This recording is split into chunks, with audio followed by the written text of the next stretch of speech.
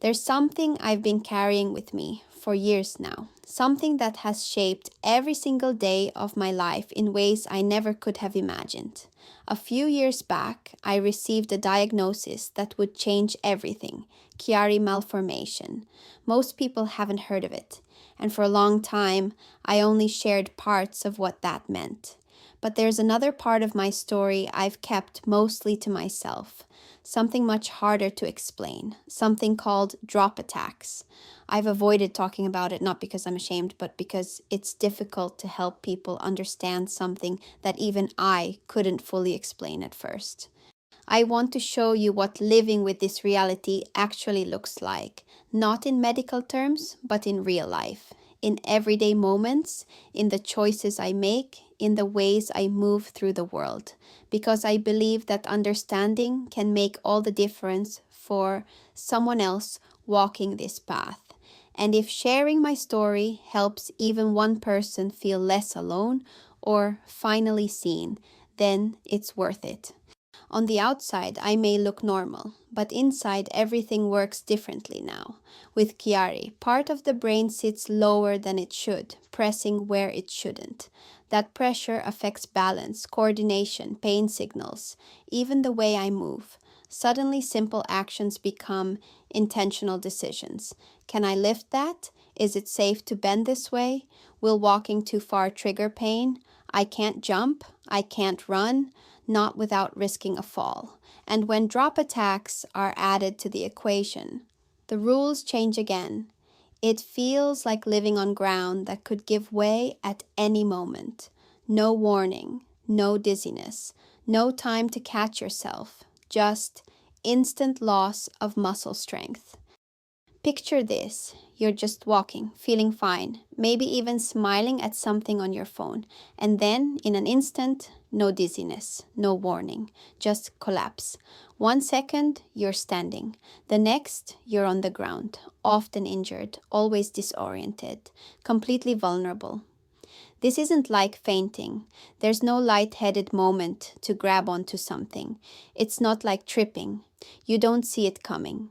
There's no time to brace, no instinct to protect yourself.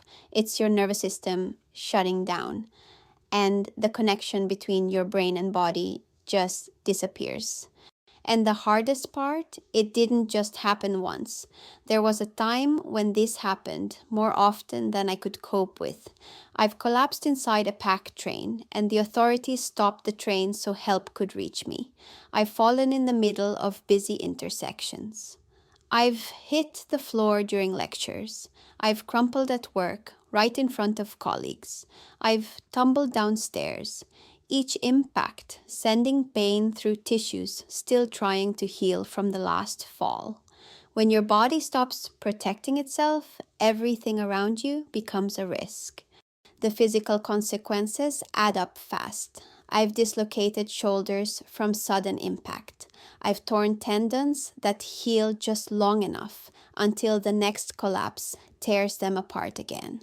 I've spent weeks in physiotherapy relearning movements most people never think about, trying to rebuild what was lost. Countless hours with massage therapists working through layers of tension and trauma my body still carries from each fall.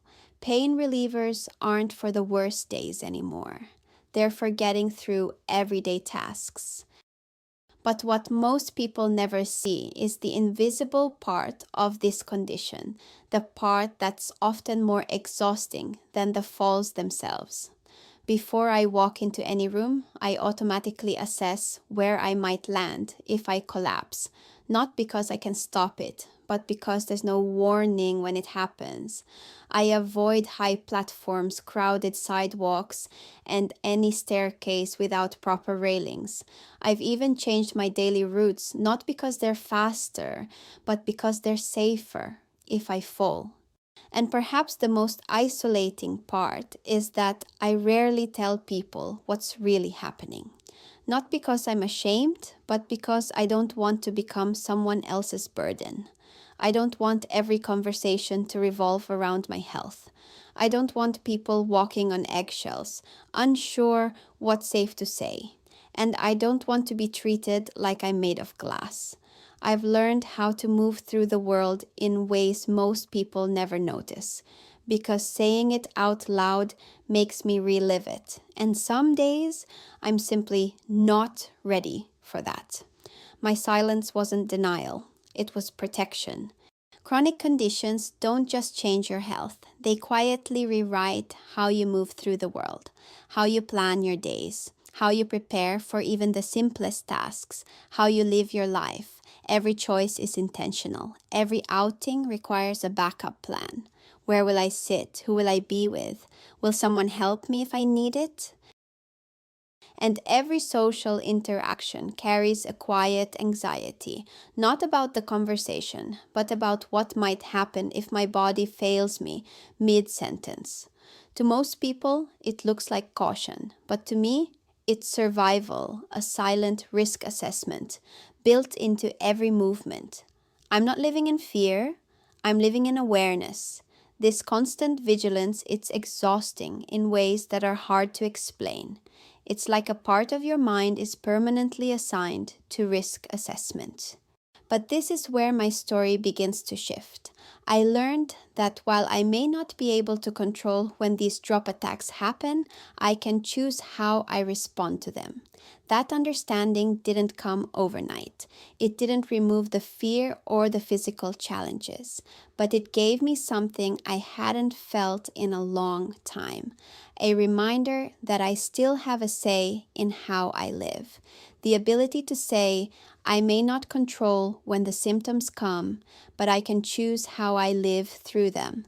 With time, I began to reclaim my life, not by fighting the condition at every turn, but by learning how to live alongside it wisely and gently. I began noticing that when I pushed past exhaustion, the episodes increased. So I reorganized my days, making space for rest before my body forced it on me. It meant disappointing people sometimes, or missing things I cared about. But protecting my health isn't selfish, it's necessary.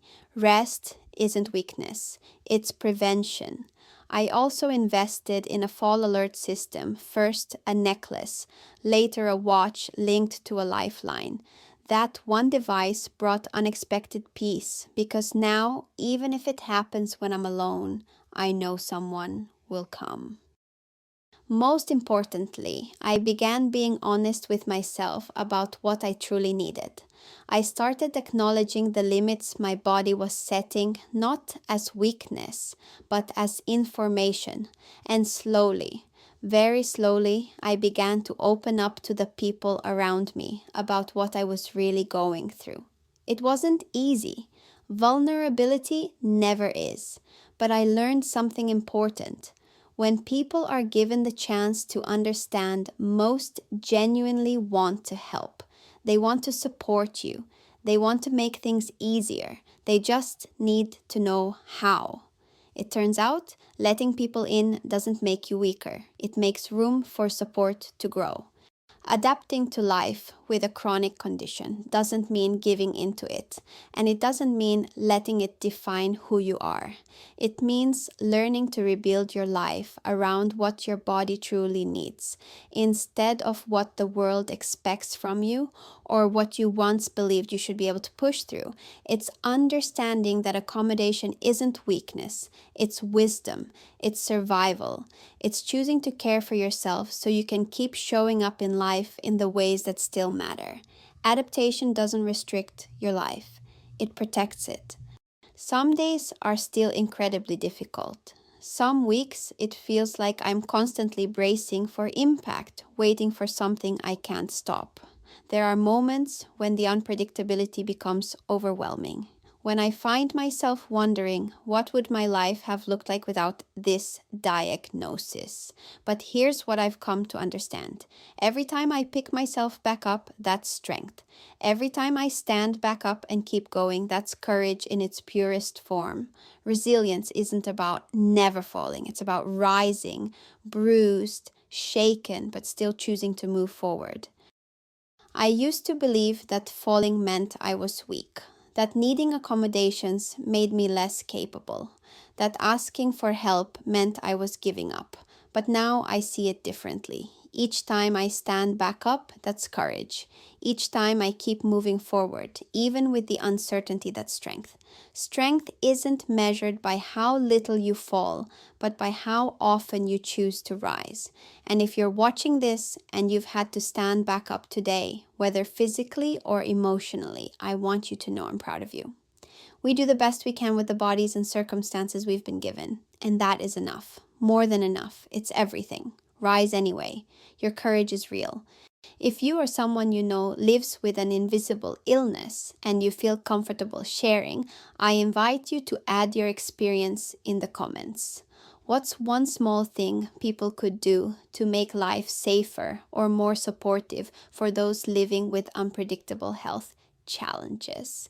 It can be an action, a word, a moment of understanding, because sometimes the greatest change begins with a single conversation.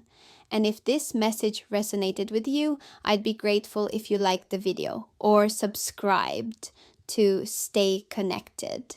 These conditions may not get better, but our understanding can. And sometimes that alone helps someone feel seen. Thank you for being here. You are not alone.